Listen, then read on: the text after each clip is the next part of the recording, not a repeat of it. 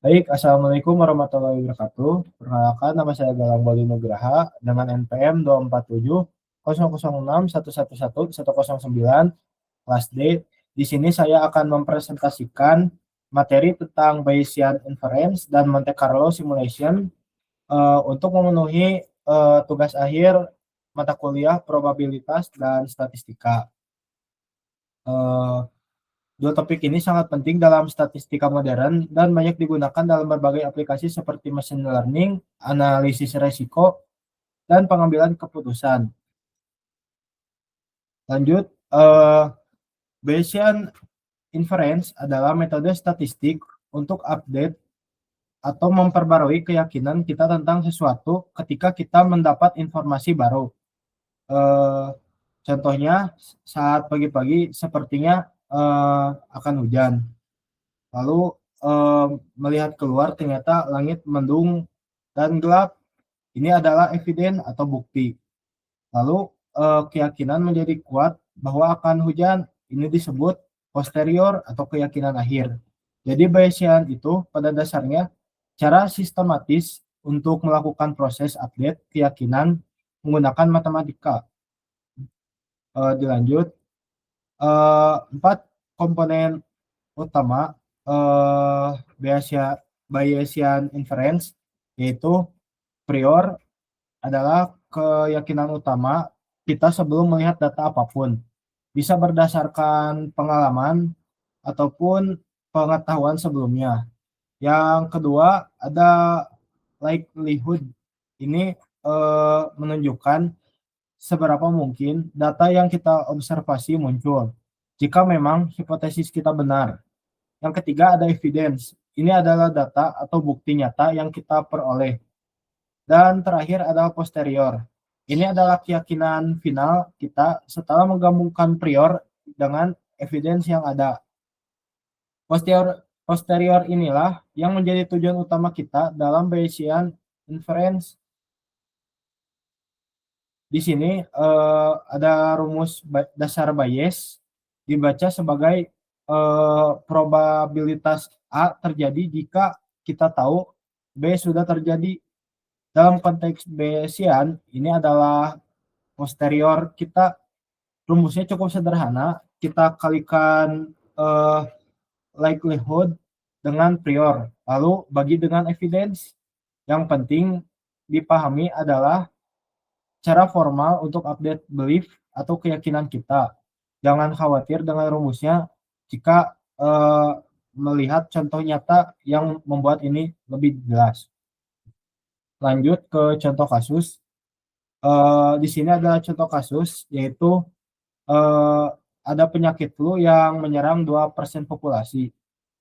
Ada tes dengan akurasi 95% untuk deteksi orang sakit, tapi tes ini mempunyai false positif 10%, yang artinya kadang salah bilang orang sakit itu sakit, orang sehat itu sakit. Pertanyaannya, jika kamu tes positif, berapa probabilitas kamu benar sakit?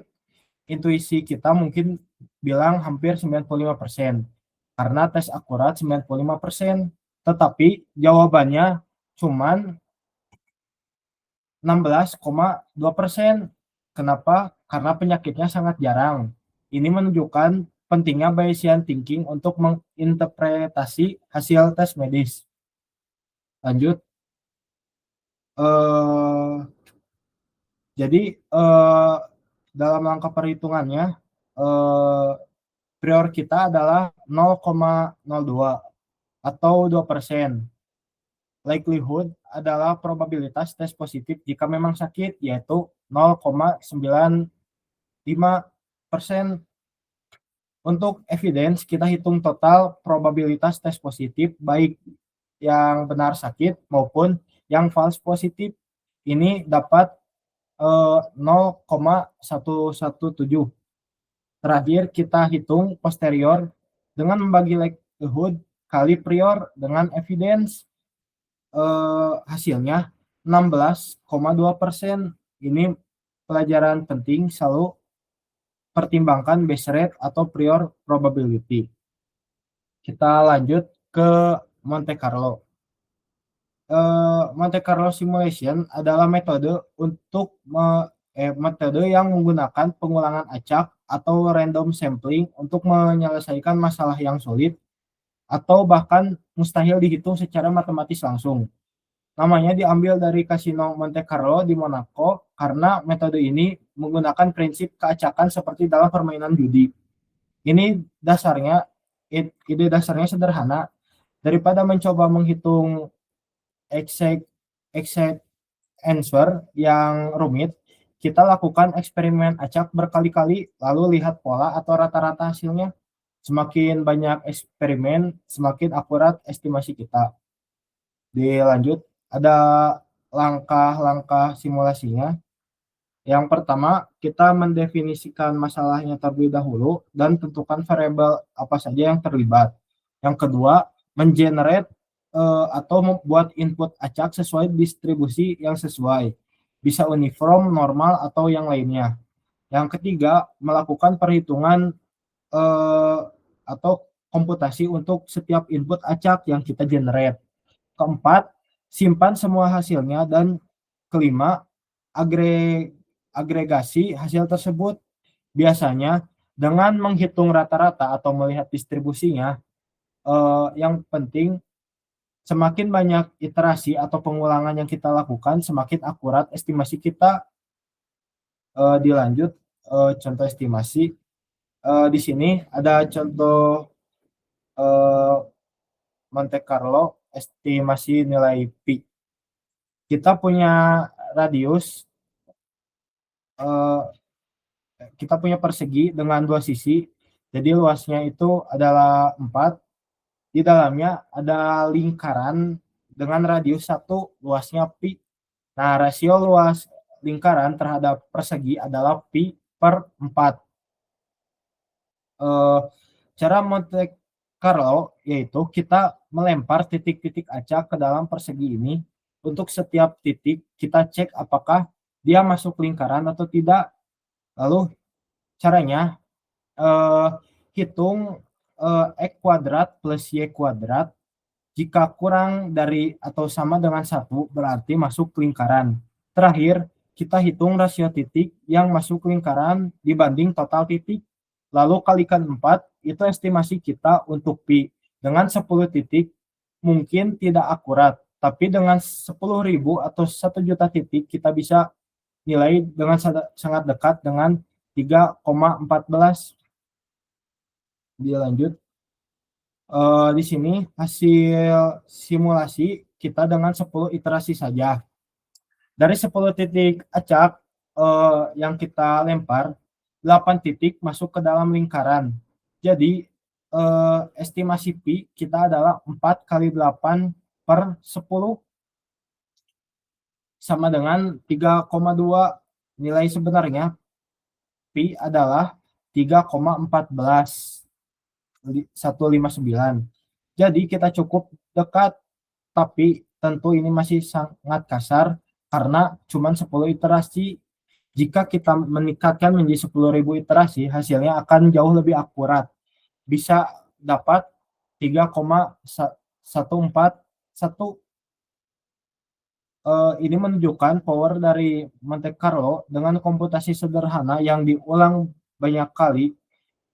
Kita bisa estimasi nilai secara matematis cukup rumit untuk dihitung. Sekarang ada aplikasi dari kedua metode ini. Bayesian inference digunakan luas dalam diagnosis medis untuk interpretasi hasil tes. Seperti contoh yang tadi kita bahas, juga digunakan untuk spam filter email, machine learning untuk update model, dan prediksi cuaca. Sementara Monte Carlo simulation sangat populer di analisis risiko keuangan, misalnya untuk estimasi risk portofolio investasi, juga di desain engineering untuk simulasi kekuatan material, di fisika partikel untuk simulasi eksperimen, bahkan industri game dan animasi untuk rendering dan simulasi fisika. Jadi ini bukan hanya teori, tapi benar-benar digunakan di industri setiap hari. Kesimpulannya, Bayesian inference, adalah metode powerful untuk update keyakinan kita berdasarkan data baru. Kuncinya adalah menggabungkan prior knowledge dengan likelihood dari data yang kita observasi. Ini sangat penting untuk decision making, lalu yang rasional. Sementara Monte Carlo simulation adalah teknik yang sangat praktis untuk menyelesaikan masalah kompleks yang sulit dihitung langsung. Dengan melakukan simulasi acak berkali-kali, kita bisa dapat estimasi yang akurat. Kedua metode ini sangat penting di dunia statistika modern dan punya aplikasi yang sangat luas. Mungkin sekian penjelasan dari saya. Terima kasih. Wassalamualaikum warahmatullahi wabarakatuh.